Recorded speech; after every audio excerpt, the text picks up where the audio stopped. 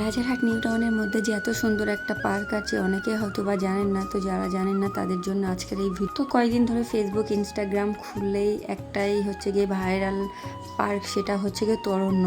ওটাতে কোনো টিকিট লাগে না। আর আমি এই যে পার্কের কথা বলছি এটাতেও কোনো টিকিট লাগে না।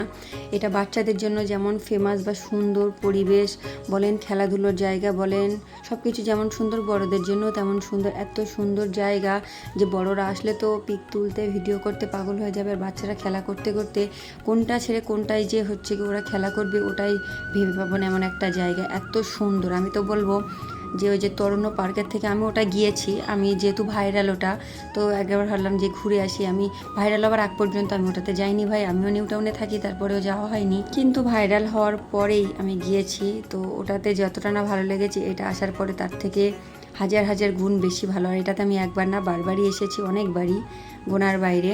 তো আসতে হলে আপনাকে রাজারহাট থেকে অটো ধরে রেকজোয়ানি সিগন্যাল ওখানে নামতে হবে, তারপরে বাঁ সাইডে গিয়েই দেখবেন এ হচ্ছে গিয়ে 5 মিনিটের হাঁটা রাস্তা। যদি টোটোয় যান তো টোটো হয়তো 2 থেকে 3 মিনিট লাগবে।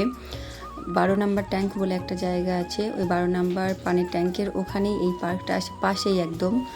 তো একবার হলেও অবশ্যই ঘুরে যাবেন, আশা করি অনেক অনেক ভালো লাগবে। তরুণ্য পার্কের থেকেও বেশি সুন্দর।